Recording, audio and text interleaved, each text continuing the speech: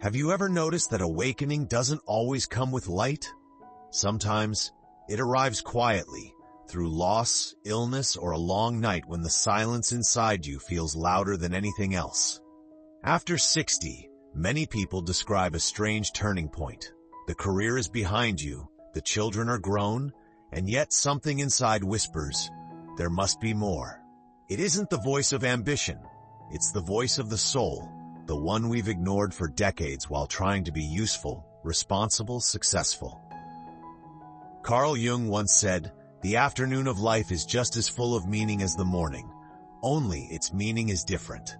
That different meaning is what this video is about, because after 60, your soul begins to speak in its own language, through restlessness, emptiness, or moments of unexpected peace. In the next few minutes, we'll explore what spiritual awakening really looks like later in life, why it often begins with pain, why solitude can become sacred, and how to live from your soul instead of your fears. If you've ever felt that something inside you is changing, quietly, beyond reason, stay with me. This isn't about religion. It's about remembering who you truly are, after all the roles have fallen away. Because maybe, just maybe, your soul has been waiting 60 years to final. Part 1. The Whisper Before the Storm. The Signs We Ignored.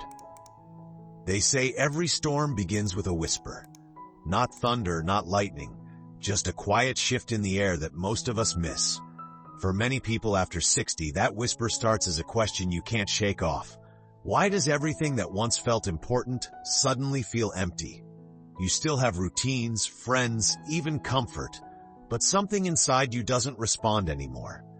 It's as if the outer life kept moving, but your inner world quietly stopped to listen.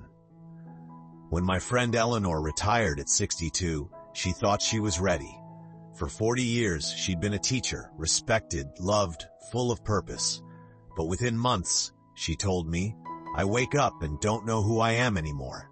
She tried volunteering, joining a book club, even traveling, but nothing felt alive. She didn't realize it then, but her soul was whispering. And like many of us, she kept turning up the noise, filling the silence with plans. Carl Jung called this moment the first invitation of the soul. He believed that in the first half of life, we build career, family, identity. But in the second half, the soul asks for something deeper, integration, not achievement. If we ignore that call, life finds ways to speak louder, through loss, illness, or restlessness that no distraction can cure. Think about it. Have you ever felt a strange fatigue that isn't physical? A sadness without a story? Those aren't flaws. They're messages. The whisper often hides in simple things, the sudden urge to simplify your life, the discomfort of small talk that used to be easy, the dream that repeats itself, an old house, a forgotten room, a younger you calling your name. These are not coincidences. Jung saw them as symbols from the unconscious, guiding us toward the parts of ourselves we left behind. He wrote, "Until you make the unconscious conscious, it will direct your life, and you will call it fate." That's why the same patterns repeat, the same emptiness returns, not to punish you, but to wake you. Eleanor's story took a turn one evening. She was sitting alone, the TV muted, when she suddenly started to cry. Not from sadness, but from recognition. She said, "I realized I had spent my whole life teaching others to listen, but I never listened to myself."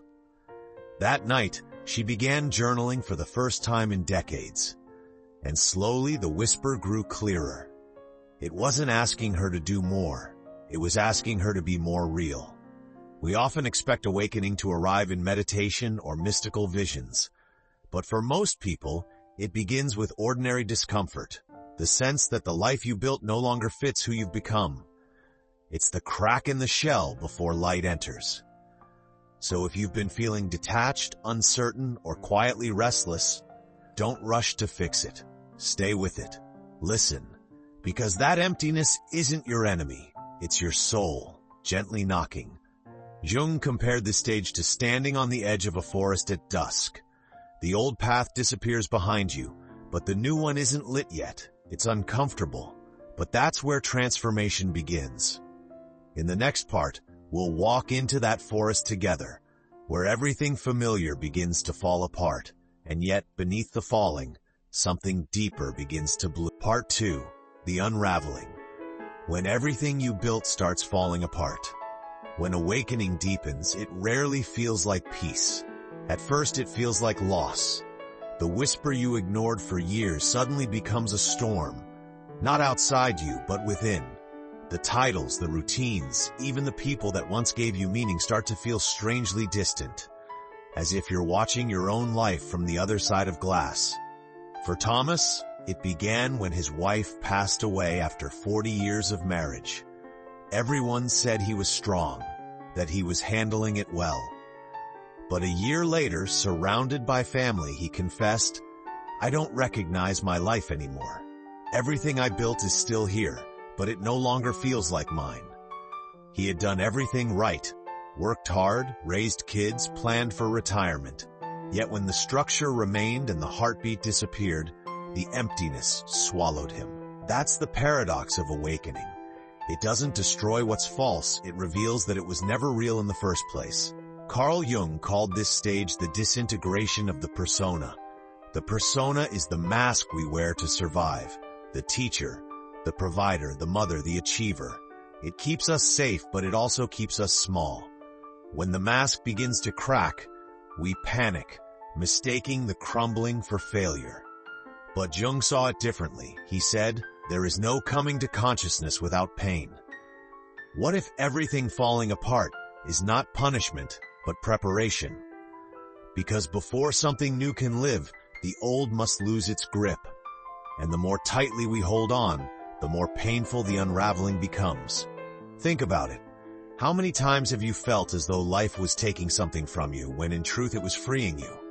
A friendship fades, a job ends, a role dissolves, and you're left staring at the quiet space beneath it all. That space, Jung would say, is sacred. It's the meeting point between who you thought you were and who you're meant to become. Thomas began to spend his mornings in silence, something he'd never done before. He said, "I stopped trying to fix my sadness, I just let it breathe." And over time he began to sense something subtle. Not happiness, not relief, but truth. It was the beginning of living without armor. That's what the unraveling really is. The soul stripping away everything that isn't essential. It doesn't come to destroy your identity. It comes to return you to the one beneath it. If you're in this stage, it can feel terrifying. You might feel disconnected, uninterested, or like a stranger in your own home. But notice what's actually happening. Life is reclaiming your attention from the outer world and bringing it inward. It's saying, "You've played your roles beautifully. Now, who are you without them?" That question isn't cruel. It's compassionate. Because when you stop being everything for everyone else, the possibility emerges to finally be yourself. Jung described this process as the descent into the underworld of the psyche. Not as punishment, but as purification. The descent strips away illusions. And though it feels like darkness, it's actually a recalibration. The psyche reorganizing itself around truth, not performance.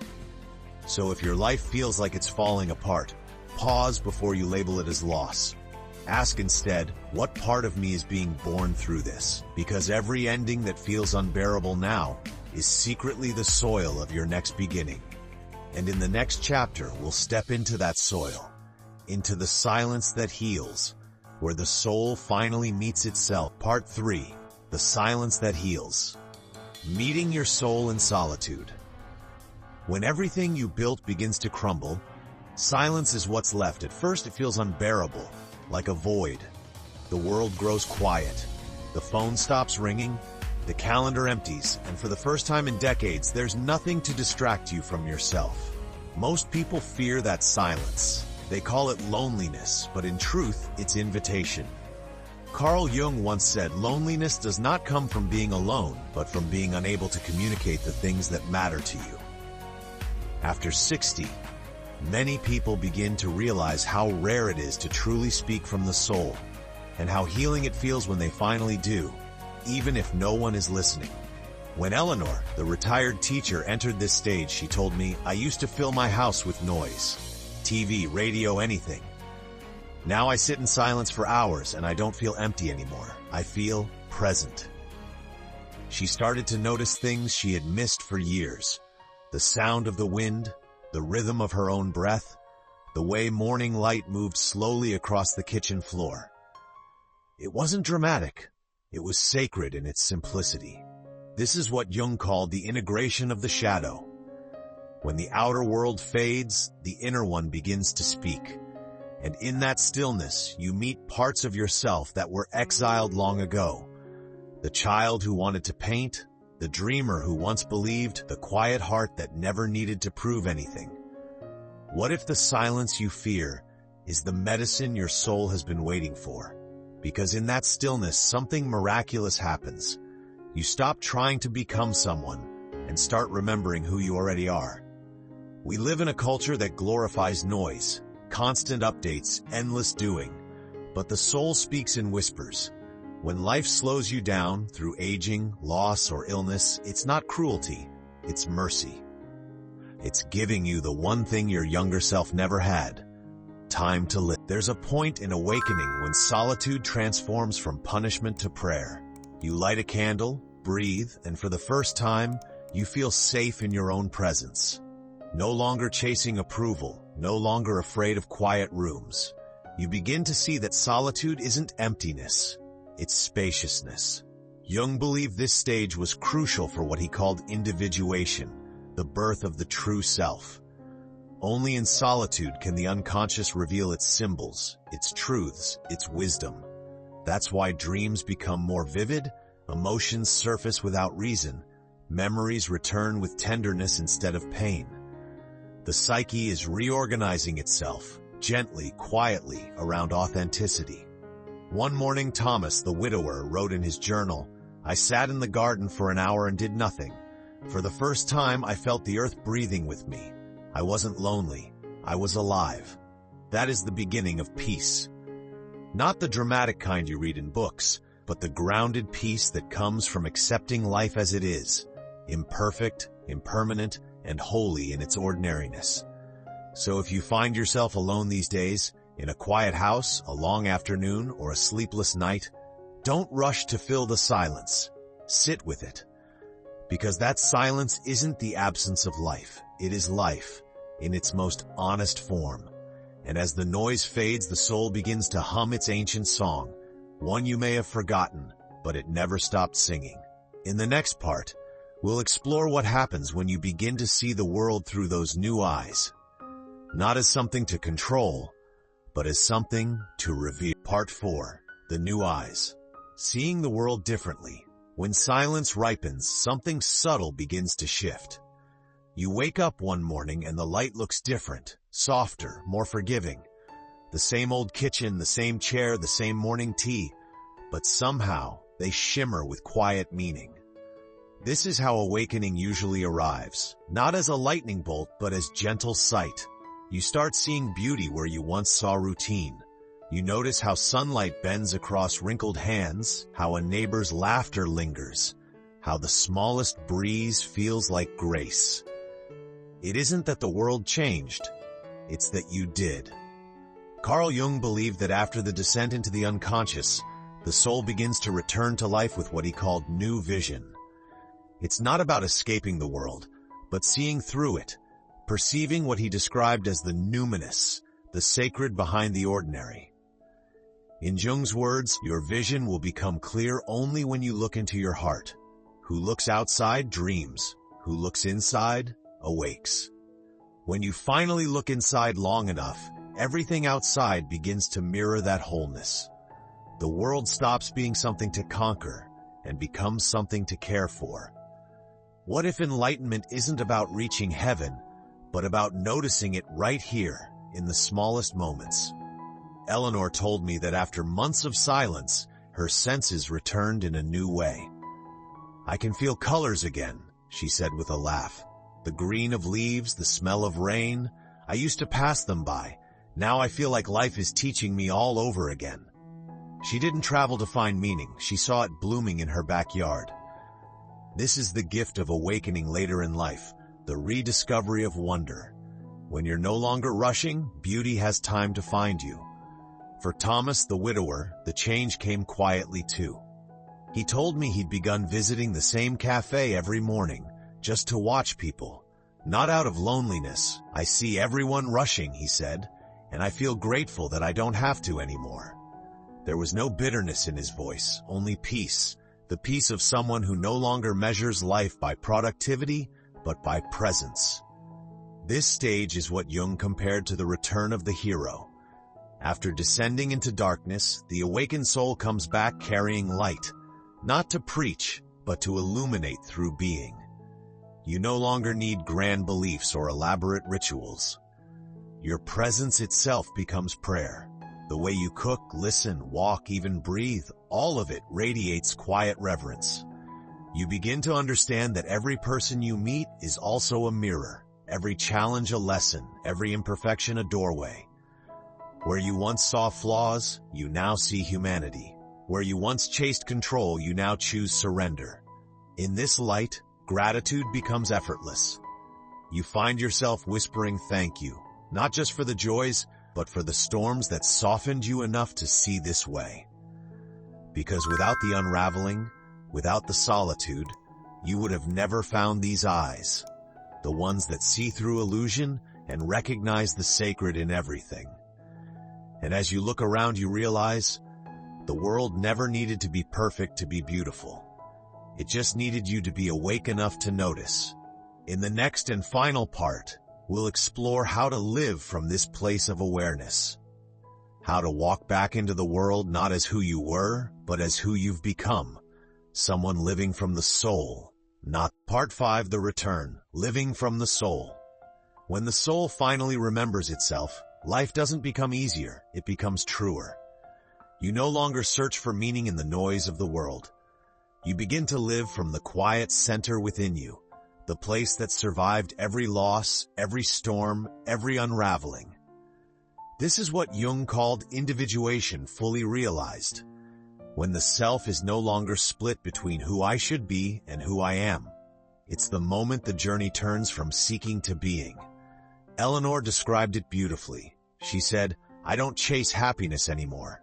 I live in gratitude. Every day feels like a small prayer." Her mornings now begin with silence and tea. Sometimes she paints, sometimes she simply watches the light move across the wall. There's no grand purpose, no urgent goal, yet everything feels sacred. Her life didn't get bigger, it became deeper. That's the quiet miracle of spiritual awakening after 60. You stop needing to prove your worth. You stop trying to outrun time. And instead, you begin to trust it, to see aging not as decline but as unfolding. What if the second half of life isn't about holding on, but about letting go beautifully? Because the truth is, the soul was never afraid of endings, only the ego was. When you live from the soul, you realize that letting go isn't loss, it's liberation. You let go of control and life starts guiding you. You let go of resentment and your heart begins to heal. You let go of who you were and space opens for who you're becoming. And this becoming isn't about new titles or achievements. It's about alignment, the simple harmony between your inner world and the outer one. When those two finally meet, life flows effortlessly, like a river returning to the sea. Thomas, the widower, once said, "I used to pray for my old life back. Now I just pray to stay awake in this one." That's what rebirth looks like. Not dramatic transformation, but a quiet continuity, where every breath feels intentional. Every choice arises from peace, not fear. You begin to live slower, love deeper, listen longer. You notice when your heart closes, and you open it gently again. You forgive easily, because you finally understand that everyone is fighting an unseen battle, just like you once did. Jung believed that those who reach this stage become what he called carriers of light. They don't preach wisdom, they embody it. Their calm becomes contagious. Their presence feels like home, because they no longer live from the mind's noise, but from the soul's melody. This is the true meaning of the return, to walk back into the world, not as someone enlightened, but as someone whole. You no longer ask, what should I do with the rest of my life? Instead, you ask, how can I serve what's real? And that service might simply be kindness, a conversation, a smile, a small act of compassion. Because when you live from the soul, everything, even the smallest gesture, becomes a prayer. So if you're here at this age, in this season of your life, and you've walked through loss, silence, and rediscovery, know this, you haven't reached the end. You've reached the beginning your soul has been waiting for. The beginning of a life lived not out of habit, but out of awareness. Not from fear, but from love. Not seeking meaning, but being meaning itself. Because living from the soul isn't about becoming someone new. It's about remembering who you've always been. Take a deep breath, feel your own presence.